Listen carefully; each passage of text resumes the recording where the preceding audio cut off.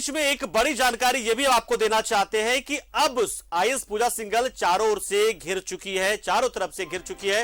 कल पूछताछ के लिए पूजा सिंघल को ईडी ने नोटिस भेज रखा था। मंगलवार को उनसे पूछताछ हो सकती है। पूछताछ होगी तो फिर क्या आगे की कार्रवाई होगी वो देखना होगा। इधर झारखंड सरकार भी निलंबित करने की तैयारी में जुट गई है पूजा सिंघल को, क्योंकि ऐसे भ्रष्टाचारी छवि वाले अधिकारियों को रखकर राज्य सरकार अपनी छवि खराब होते नहीं देखना चाहती। तो ऐसे में निलंबन की तैयारी भी शुरू कर दी गई है। 11 मई को कैबिनेट की बैठक से पहले उन्हें निलंबित किया जा सकता है। ये एक बड़ी जानकारी भी पूजा सिंघल से जुड़े मामले में आ रही है। हेमंत कैबिनेट के एक मंत्री ने इस बात को लेकर संकेत दिए, यानी कि 11 तारीख को कैबिनेट की बैठक, तो कैबिनेट की बैठक से पहले तक ये कार्रवाई भी शायद हो जाएगी। यानी कि आज से लेकर आज पूरा दिन, फिर कल पूरा दिन और उसके बाद कैबिनेट की बैठक जो शाम में होती है, तो यानी कि लगभग फर्स्ट हाफ आपके पास रहेगा।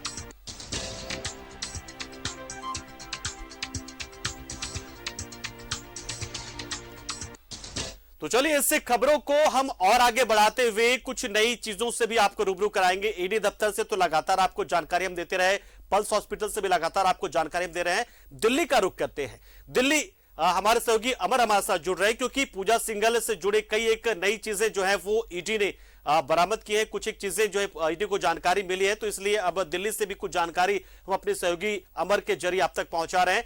अमर, एक जो जानकारी आ रही है, सबसे बड़ी जानकारी वो ये कि गुड़गांव, या पहले कह ले आपके गुरुग्राम है, वो गुरुग्राम में किसी होटल में एक बर्थडे पार्टी रखी गई थी और उसमें बहुत सारे आईएएस पहुंचे हुए थे और वो फाइनेंस किया था एक किसी माइनिंग कंपनी ने। तो ये एक नई जानकारी ईडी के जरिए अब तक पहुंच रही है। क्या कुछ जानकारी आपके पास दिल्ली से या गुरुग्राम से आपके पास, अमर?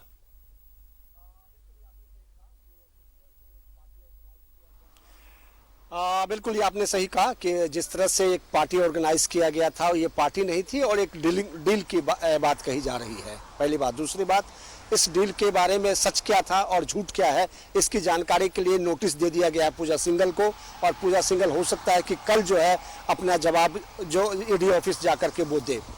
तीसरी बात जो सबसे अहम है कि जो दस्तावेज मिला है, चाहे वो रांची के ऑफिस की बात हो, चाहे कलकत्ता हो, या फिर आप उनके घर की बात हो, मुजफ्फरपुर हो, बेंगलोर हो और मुंबई हो, सभी जगह ईडी को कुछ न कुछ दस्तावेज हाथ लगा है।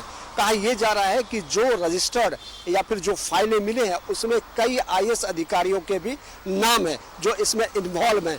एक एक करके सबको खंगाला जा रहा है और जो पूछताछ या ऑफिस में पूछताछ की गई है उन बात को लेकर के अब सबको बुला करके इस बात की जानकारी ली जा रही है कि आखिर पूरा मामला क्या है, इसमें कौन कौन से लोग इन्वॉल्व हैं।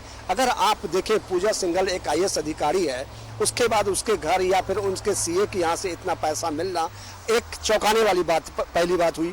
दूसरी बात जो कहा जा रहा है कि जो जो लोग वहाँ पर इन्वॉल्व हैं, आईएएस अधिकारी, कई लोग जो हैं झारखंड के, उसमें कहा जा रहा है कि ये इन्वॉल्व हैं जिसके नाम मिले हैं रजिस्टर्ड में, उन सब का भी पूछताछ की जाएगी और उनके ऊपर भी ईडी का शिकंजा कसा जाएगा, तभी भ्रष्टाचार से लड़ाई लड़ सकते हैं, पहली बात। अब दूसरी बात देखें, कुछ ये कहा जा रहा है कि कुछ जो आईएएस अधिकारी हैं भ्रष्टाचार में लिप्त हैं, उनके राज्यपाल को भी उनका लिस्ट दिया गया है कि ताकि इन्हें बर्खास्त किया जाए और इन पर कार्रवाई की जाए। केंद्र सरकार लगातार इस पर नजर बनाए हुए गृह मंत्रालय को भी दिया गया है और गृह मंत्रालय इससे पहले भी जो झारखंड के आईएएस अधिकारी हैं या फिर आईपीएस हैं उनका सारा डिटेल उन्होंने खंगाला था, जिसमें कई नाम हैं जो अपार संपत्ति इकट्ठा किए गए, उनके ऊपर भी निगरानी विभागों की निगरानी है। अब देखना ये होगा कि जब वो जवाब तलब होगा और उसके बाद क्या जा रहा है कि एक दूसरे के सामने जो है ये बातचीत की जाएगी ताकि सच्चाई सामने आ सके, झूठ क्या है सच क्या है इस पर पर्दाफाश हो सके। वही बात होटल की हम लोग बात कर रहे हैं, क्या उसकी जानकारी मिल पा रही है आपको? कुछ पहुंची जानकारी कि कौन सा वो होटल था और जो वहां से सीसीटीवी फुटेज प्राप्त करने की बात की जा रही, क्या वो अवेलेबल हो पाएगा ईडी को, या फिर ऐसा तो नहीं है कि वो अब तक ये खबर जिस तरीके से फ्लोट हो गई है तो वो उस फुटेज को भी कहीं ना कहीं खराब कर दिया जाए?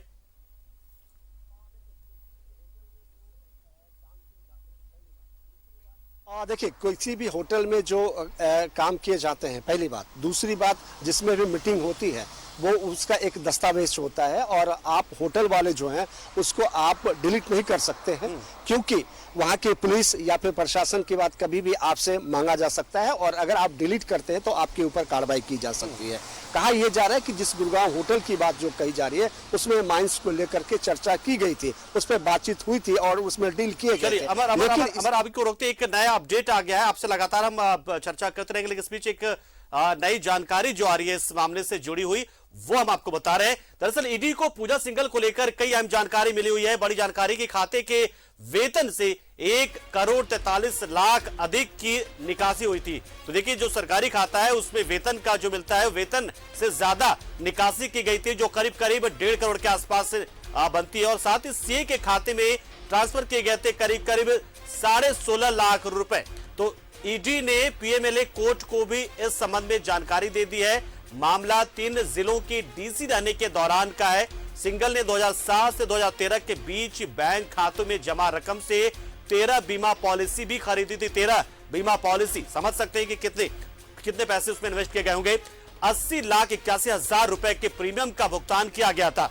यानी कि एक साल में अगर आप 80,81,000 प्रीमियम का भुगतान करते हैं तो कितने पैसे आप बना रहे होंगे, अंदाजा आप लगा सकते हैं।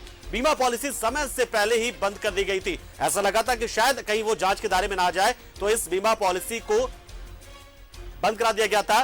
पॉलिसी बंद करने के एवज में 84,64,000 रुपए उनको वापस मिले भी थे। 2015-17 के बीच करीब 16.5 लाख 3 खातों में ट्रांसफर किए गए थे। तीनों खाते सीए सुमन से संबंधित थे। तो देखिए नई जानकारी ये आ रही, यानी कि मनी लॉन्ड्रिंग के साथ साथ बहुत आयकर विभाग और बहुत सारी चीजें इसमें इन्वॉल्व होते चली जा रही धीरे-धीरे। एक बार फिर से अमर के पास चलते हैं। अमर, एक जो जानकारी आप दे रहे थे कि होटल से वो कैसे मिले, होटल से वो सीसीटीवी फुटेज अगर खराब हो जाए तो वो कैसे रिकवर होते होंगे या फिर क्या नहीं किए जाते, जो जानकारी आप दे रहे हैं। इसके अलावा डीएलएफ मॉल में खरीदारी करने की बात भी सामने आ रही कि बहुत शायद महंगा मॉल है, वहां भी खरीदारी करने की बात आ रही। शॉपिंग किया करती थी पूजा सिंघल अक्सर वहां से।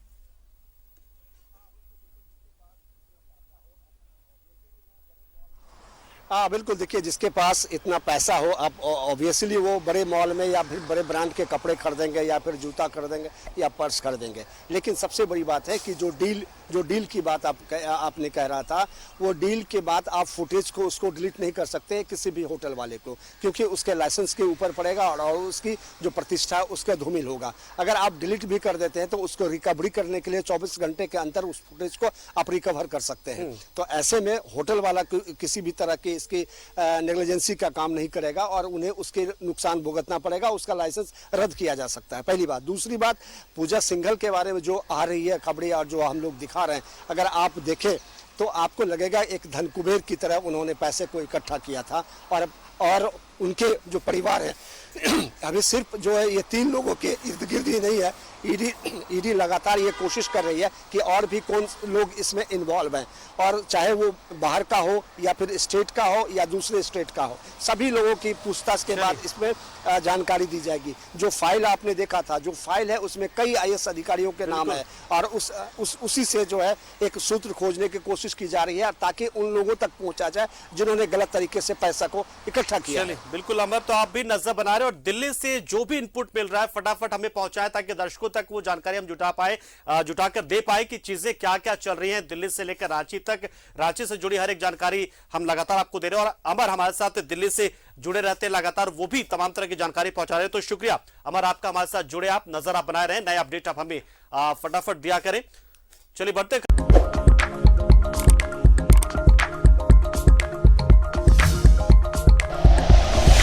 Like and share videos, subscribe करें हमारा चैनल और प्रेस करें बेल आइकॉन। न्यूज़ 11 भारत, सच है तो दिखेगा।